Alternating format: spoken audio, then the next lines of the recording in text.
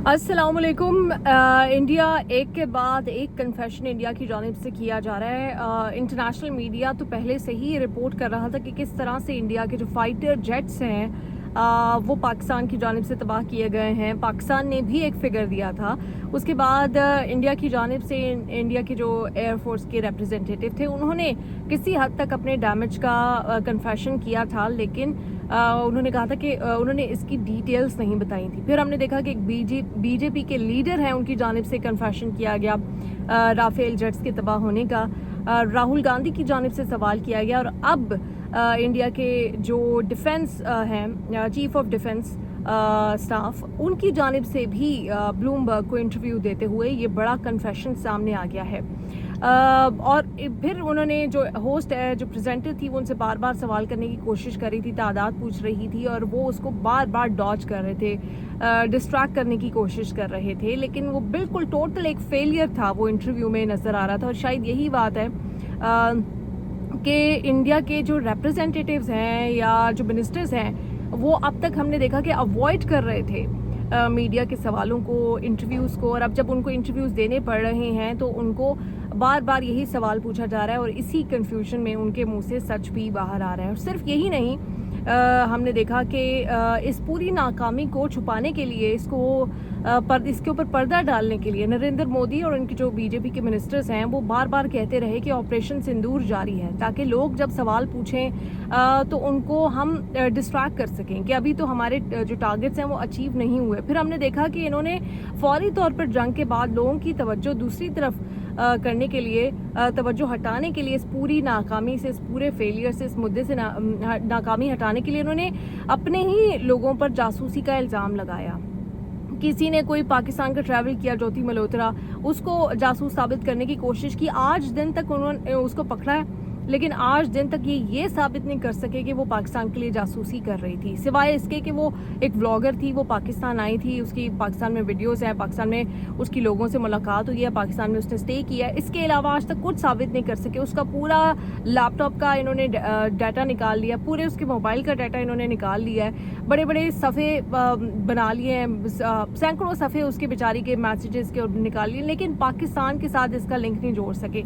Love जिहाद की बात करते थे कि वो लव जिहाद में पढ़ के इस तरह की टर्म्स यूज़ की जा रही थी, वो भी निकल आया कि वो जिस शख्स पे आप इल्ज़ाम लगा रहे हो वो तो वैसे ही शादीशुदा है। उसके बाद मज़ीद कुछ नौजवानों को पंजाब से पकड़ा गया, हरियाणा से पकड़ा गया, और ये सिलसिला जो है वो अब तक जारी है।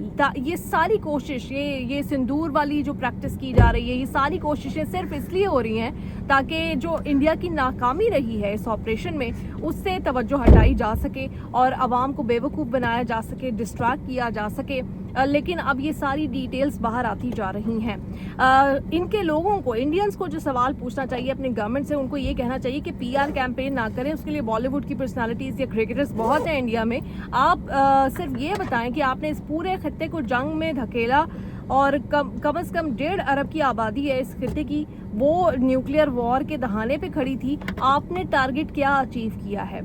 हर जगह ये इस वक्त नाकाम हो रहे हैं। इनका जो डेलीगेशन इस वक्त बाहर गया हुआ है, उसमें भी जो शशि थरूर जिनको भेजा था ऑपोजिशन से निकाल के, क्योंकि अपने तो गवर्नमेंट के पास ऐसा कोई फेस ही नहीं था कि जिसको वो इंटरनेशनली भेज सके, वो भी अपने आप को एम्बेरस कर रहे हैं। कभी कहते हैं कोलंबियन स्टेट से डिसअपॉइंटमेंट हुई है, कहीं पर किसी जगह पे किसी लीडर ने इस डेलीगेशन को टाइम नहीं दिया, कोई हेड ऑफ स्टेट इस डेलीगेशन से मिला नहीं है, कहीं पर मीडिया ने इनको ज़्यादा घास नहीं डाली। तो वही अपने ही सफ़ीर से मुलाकात करते, तो सफ़ीर तो पहले भी मौजूद था, वो तो आपका मौक़िफ़ पहले भी दे सकता था। सिर्फ एक ड्रामा, सिर्फ एक पीआर कैंपेन, अपने लोगों को बेवकूफ़ बनाने के लिए कॉस्मेटिक इक़दामात। इनको अभी भी लगता है कि बॉलीवुड की मूवी में ज़िंदा है, लेकिन इंडियंस को अब समझ आ जानी चाहिए कि जो ज़िंदगी है वो बॉलीवुड की मूवी नहीं है।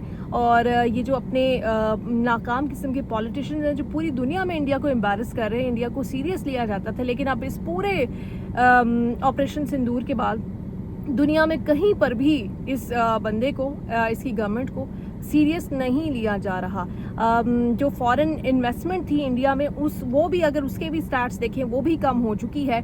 और मज़ीद अगर इस तरह की हरकतें होती रहीं और पाकिस्तान के साथ जंग की ख्वाहिश और इंटेंशंस इंडिया शो करता रहा, तो जितने इन्वेस्टर्स हैं वो इन्वेस्ट करना बंद कर देंगे। पहले ही कम हो चुकी है, मज़ीद वो उसमें कमी आ जाएगी, क्योंकि ऐसी जगह पे कोई भी इन्वेस्ट नहीं करना चाहेगा जहाँ पे हर दूसरे तीसरे चौथे दिन जंग लगे, चाहे किसी एक कंट्री की वजह से लगे, चाहे पाकिस्तान की वजह से लगे, चाहे बांग्लादेश की वजह से लगे। कोई नेबर ऐसा नहीं है इस वक्त जो इंडिया से अपने आप को महफूज फील करता हो। चाहे हम बांग्लादेश, इस पूरा जो खत्ता है, ये जो सार्क ममालिक हैं, वो हर कोई इंडिया से उसको प्रॉब्लम्स होते हैं जब से बिलखुसूस ये बीजेपी की गवर्नमेंट आई है, क्योंकि ये बदमाशी करना चाहते हैं और कोई इनकी बदमाशी इस खित्ते में मानने को तैयार नहीं है।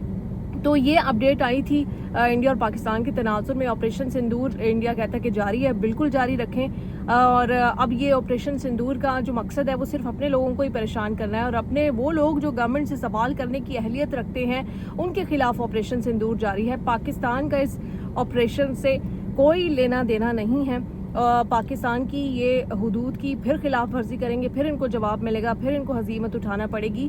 तो अब अगर ये ऑपरेशन सिंदूर जारी कहते हैं तो इसका एक ही मकसद है कि अपने लोगों को परेशान करेंगे, ऑपोजिशन के लोगों को परेशान करेंगे।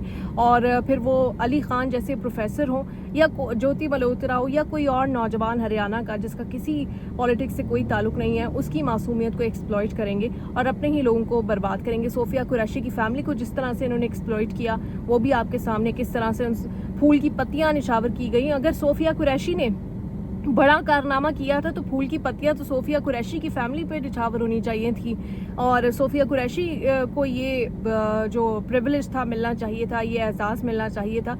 नरेंद्र मोदी को किस बात का एजाज़ मिल रहा है? क्या उसने जंग लड़ी है जाके? उसने तो बल्कि एम्बैरस करके रखा हुआ है इस वक्त पूरी दुनिया में इंडिया को। ये सिचुएशन थी, मैंने सोचा आपके साथ शेयर करूँ।